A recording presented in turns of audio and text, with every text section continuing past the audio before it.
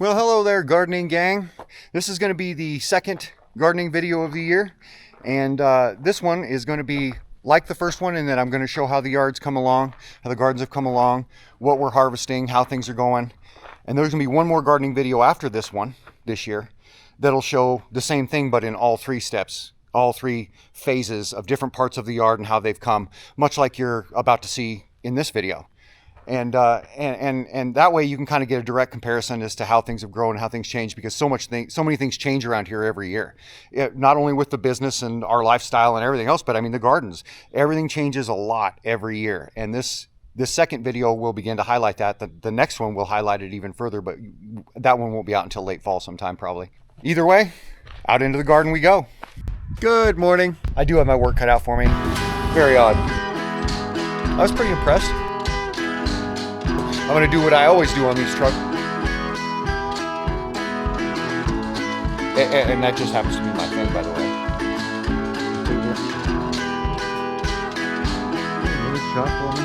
This paint job's probably 5-6 years old. All right, I'm pretty happy with that. And here he is leaving. It wasn't quite as fun as I was expecting. And that starts right about now. This is a fridge that's out in one of our shop additions. It's got a lot of freezers, as you can see.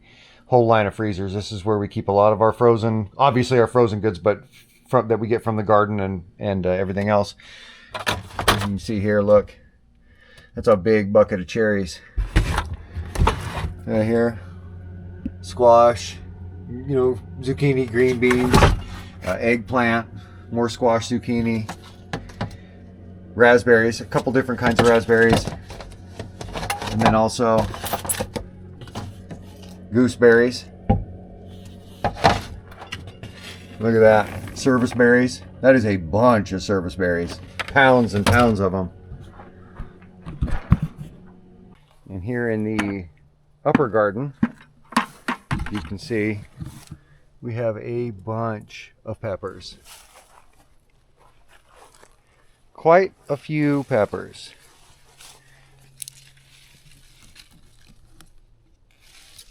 And we'll be harvesting some of those today. Look at that. Look at that guy. There's just no more room for peppers in that one. Another jalapeno. So we've got some pepper plants that are doing really well. And we'll be picking a few of those. And here's what we got for peppers just in this haul. A few more eggplant. One tomatillo, quite a few jalapenos, some banana peppers, all kinds of other peppers. Not a bad haul. We didn't even take them all. We didn't even take a third of them. We just thinned them out a little bit. Here we are in the far garden, and you can see the corn's doing pretty well. Grown 18 inches in the last week or less. Here we've got all kinds of squash and zucchini. Look at this. Got a double. Got another one back there we can harvest. Got a big guy right there that we'll be taking. We try not to let him get too big. That's almost a hair big for us, but we like them about that size or perhaps just a hair bigger. So we'll look through here and we'll see what we've got for squash and zucchini that we're going to take from this garden. And we have some tramontino growing over here too. We have one that made its way over on the ground, looking like a snake in there. Look how many green zucchini are coming in on that one. And you look, there's 3, 4, 5 just in there. I pulled 2 of them off there that were kind of duds. And this has dwarfed the bed. These pumpkins have just dwarfed the bed. Look, they've come out in the path. They've come all the way across this bed. They've come all the way out here and into this other bed. I mean, and as if that wasn't enough. Look, they come back here, come all the way down around here, and then look at this.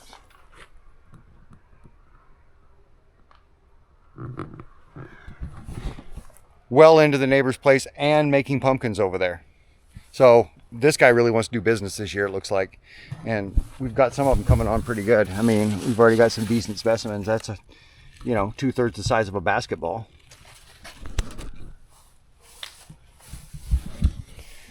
So the pumpkin year this year is going to be pretty good. Actually, everything except for our peaches. are doing really, really well this year. The watermelon. So not too bad a size, 2/3 the size of a basketball probably. And here we've got some smaller melons of different types. You see. And over here in this part of the far garden, we've got some pretty good weeds coming up. We've been working on the weeds. As you can see, some of the paths are clear, the whole back along the fence. We've been working on it. We haven't gotten it 100%. We've got it 80%. Got some good winter squash coming on.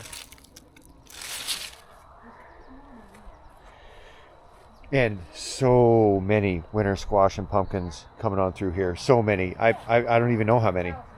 Dozens strewn throughout here. Almost everywhere you look, there's a flower. And all this vining is taking root right down to the ground. And when it takes root to the ground like that, it almost always shoots up a flower, and it can just do more business because it's just rooting into the ground in all these places. So that's why I don't clear the vines once they reach that point that they're rooted in. I stop keeping them out of the path, and we just start stepping over them. But that means for a lot of flowers and a lot of squash. So many. You look down through there, and it's just everywhere you look, there's just flowers. And I'll show you something here too. Carefully make my way. Here's a decent sized one. Probably the size of a good sized cantaloupe. Look at this guy growing exponentially. I mean, that's good size right there. There's my hand. For this time of year, that's got some good size on it. And then when you look in here, you just see flowers. You see another squash or pumpkin back there. Everywhere you look. Right there. Another one right there. Or a couple. Another one right there. And here's these 3 beds. Made with landscaping timbers and Peterbilt fenders. Look at that squash. Or zucchini, I mean. It's a nice one. Nice yellow zucchini.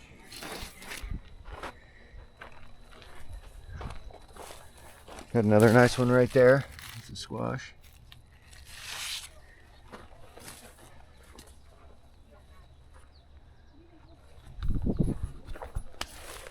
The size of those sunflowers.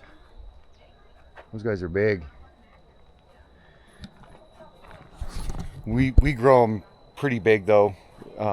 Every summer we have a few that grow sometimes 12 or even 12 feet or even taller.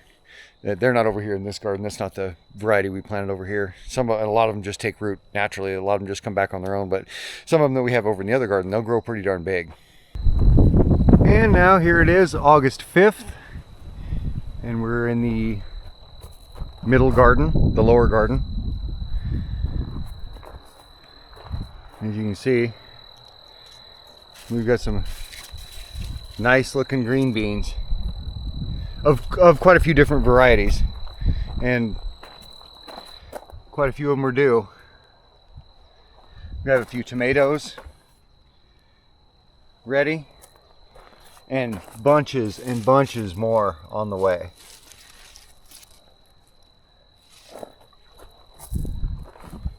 You can see, you start looking down in there, and we have a tremendous amount of tomatoes coming on this year. Some of them are blushing nicely. Some of them are just about completely ready.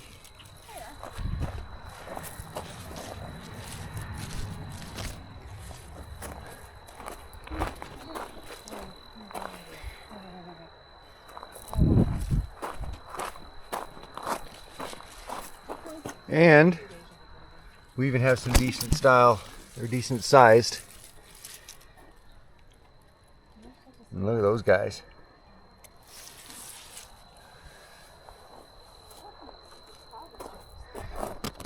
These guys are more of a normal size, but still a good size. They're heavy too. We have a bunch of different varieties in here. I couldn't tell you what's what right off the bat. Well, hi, Bigby. And there's Felix, and Buzzy, and Busy, and Franklin, and Louie, and Evie, she's the white one, Ullman out there, Wheezy right there, the gray one.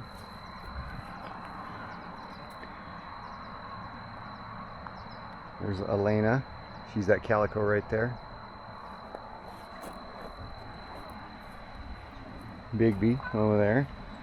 We always have a lot of garden help from these cats.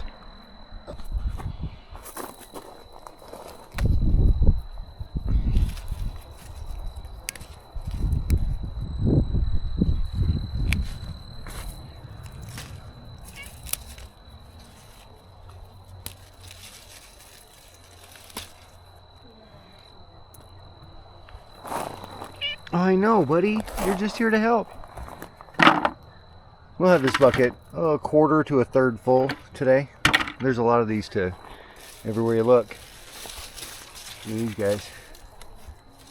These nice big beans. And this is just covered with them. Then we have some yellow ones. These yellow ones, they're really prolific, but they have not been amounting to much. A lot of them have been just doing this, but we've been getting some of them off of them. That's respectable. But it's strange how many are just kind of stunted this year. And as it turns out, we got half or 2/3 of a bucket of green beans and yellow beans. And here's some of our grapes.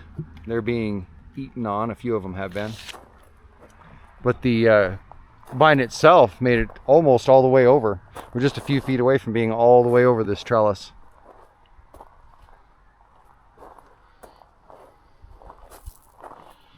This peach tree has grown about 4 to 6 feet this year. That is no joke. It has grown incredible. We have a couple of them on the property, a couple of different trees, not necessarily peach trees, that have just grown incredibly this year. But 2 of them have been peach trees. We're starting to get some really big sunflowers in the mix, especially over in the other garden. Every year we grow quite a few monsters, and we've got some that are making their way up. And here's another peach tree that has grown exponentially this year. This is a Flaming Fury peach, and it's grown 3 or 4 feet this year. And here's our mulberry, which this year has grown to, probably 15 feet high. It was growing out into the path, and we just kind of trained it. But as you can see, it's been making these since June. And here's how they look. And they are delicious. And when you get back in it, you can see there's another one. You know they're ripe because they're dark and they come right off. And here's one that's half ripe, you see, kind of red, right next to some that are just still green. So you can see, and this one's like even a darker red. But that's what you want. Really dark, almost black. I mean, basically they are black. Here's another one.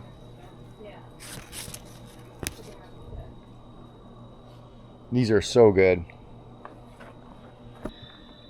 And here's this little spider. Has itself a fly. See the fly beneath it.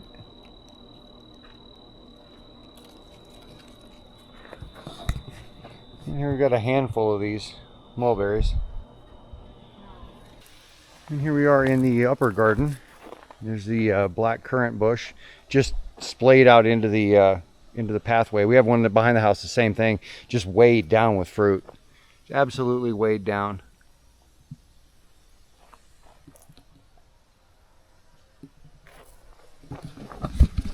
We went ahead and got all of our service berries and cherries and a lot of these fully harvested.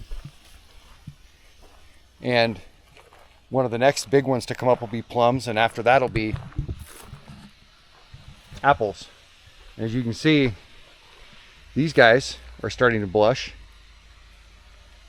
Some of them have been pecked at. I think birds are coming down off of the sprinklers and off the fence and pecking a few of them, but there's a lot of them that are in good shape. They're all starting to blush. That's what size they're supposed to be, and that's how plentiful they're supposed to be. I can't remember the breed name, but they fall right within the standard. Here, some of these guys are looking good and starting to turn.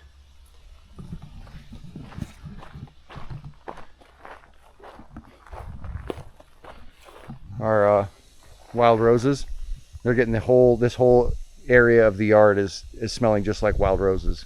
This thing sits and blooms all summer long. And look at this. I think this is a Honeycrisp. And they're plentiful, and they're blushing too. And they're 2/3 as big as they are in stores. And then our cotton candy plums, or toka plums, they're starting to turn.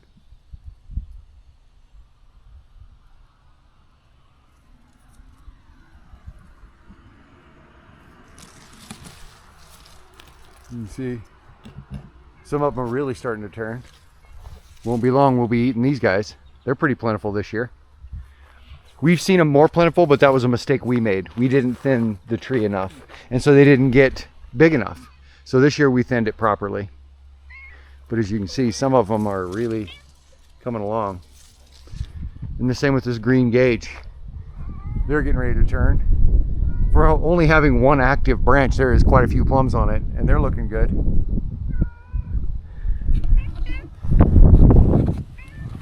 And as I mentioned, just as soon as those plums are done, we'll have apples and Asian pears that'll both be, and the other pears that'll all be coming due as we get into fall. All within about 45 days of each other. So there's gonna be a lot of harvesting, a lot of garden snacking. That's where about 1/3 of this fruit goes, and most of the berries goes, just garden snacking. And then we'll get it harvested, we'll get a bunch of it canned, we'll put it in a bunch of recipes, we'll get a bunch of it frozen. So we'll make good use of all this stuff here this year. And here we've got what's left of the raspberries. We have tons and tons, hundreds of raspberry bushes, and every one of them did well this year. We weren't just snacking on raspberries, we were gorging on them. And so we left a lot of them. There's just so many. Plus, when they get soft enough, they can and they get ripe enough, overripe. That doesn't hurt the taste, but some of them will get little bitty tiny worms down in between the berry itself and the seed. When you pull the berry off, you look down in it, and after a while, you can start seeing little tiny little worms moving around in there. So, and they like it when they're super ripe. So once they're super ripe, we leave them alone. But man, we were gorging on them for weeks. And here's our black currant, doing really well. Look at the size of those. It's pretty big for a currant. And over here, look at all these. We've been gorging on these. We've been putting them in buckets, eating on them. And these gooseberries, we have 2 or 3 different kinds of gooseberries here. Multiple bushes. You can see that that's how they're supposed to look mostly. If they're green or they're just now starting to turn pink, they're going to taste different when they're green. They're going to taste different when they're pink. They're going to taste different when they're dark pink. And they're going to taste different when they're this dark. Same with like these right here. That's a better look at some raspberries. But like these, I mean, look at that one's as big as a grape. Those two are as big as grapes. And every bit as sweet. Not super similar to grapes in taste, but every bit as sweet. Gooseberries are excellent. And then we have another gooseberry over here, which I could show you, but it wouldn't do any good because we plucked it completely clean. And those stay green, and they're extra fuzzy. They're extra fuzzy, and they stay green, but they are the most delicious. I can't remember the name of the breed, and it got planted by accident. It planted itself, and it's grown up really well where it's at, and it makes the best gooseberries, and they stay green, and they're really fuzzy. Have a look at these plums. Starting to turn. Some of them are starting to get pretty darn purple.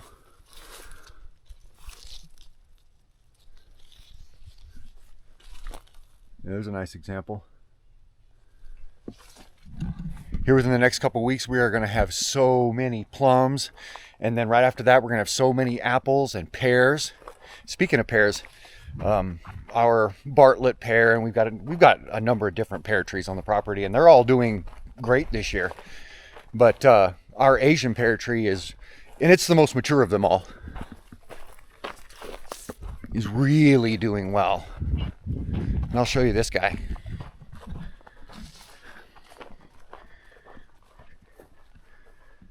See, there it is in its entirety. That's probably at least 12 feet tall. And it's just covered. And these pears aren't big, but they don't get at full maturity much bigger than this. And there is a bunch of them. Again, they don't get too much bigger than this. And this is going to be one of the last things we harvest here on the property. This particular, and there's a number of different types of Asian pear trees. We had one that was growing just a few feet away years ago that had the most delicious pears. Those pears tasted like the most delicious apple I'd ever eaten. It was strange. I loved them. But it either cold snap killed it, and didn't kill this one. Planted at the same time, grew up at the same time. The whole front half of this one died, and we got rid of it. But you can't tell now, that was a couple years ago. But it's a different breed of Asian pear, and they take forever to get. You're a week from the first freeze of the year when you can finally harvest these. I'm not even joking. And then we turn the corner here, and another blackcurrant doing really well. Our blackberry is doing really well. Maybe a little late in the year.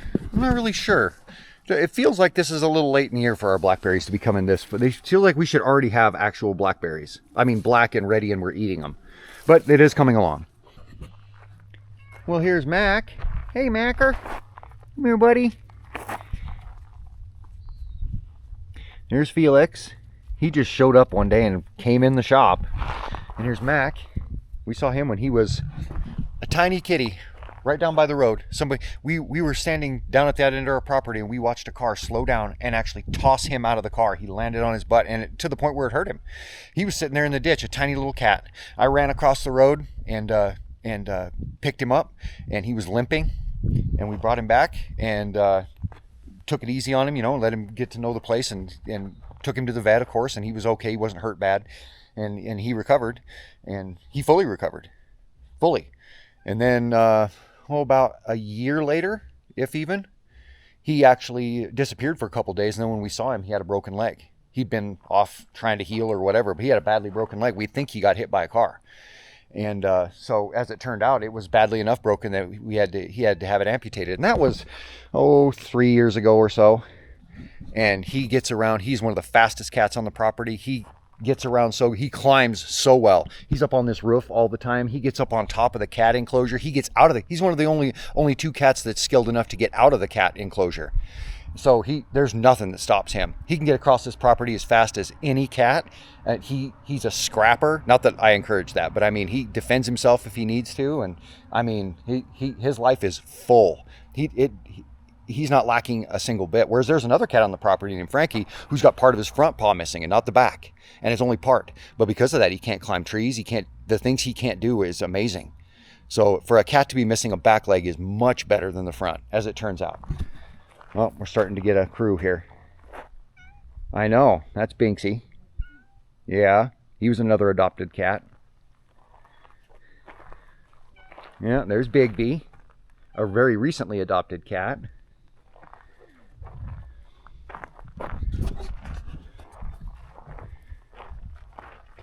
And this is Buzzy.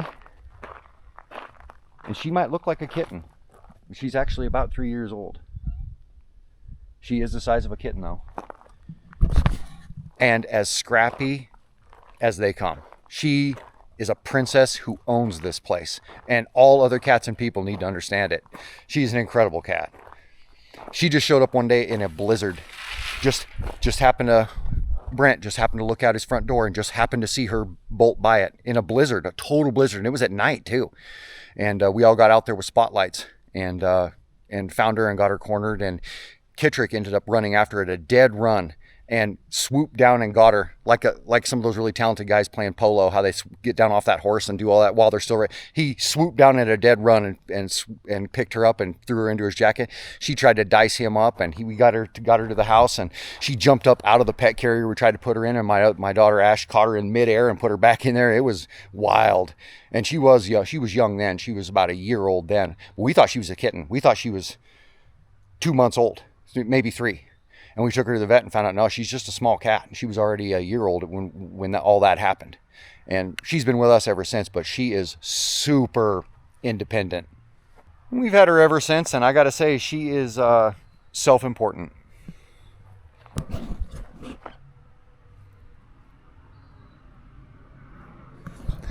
And Jen's favorite cat in the whole world. And here's our sumac trees. I'm not sure why these have changed, but the whole tree is going to look like that in the fall. I'll definitely show you that. But you can see a sucker coming up. Here's another little guy. We've got another one back up in here. These sumac trees they're water hungry, but I mean, they're great. Look at, really fuzzy. And in the fall, they are so striking when the whole tree looks like that. I'll be sure and let you see that when it happens.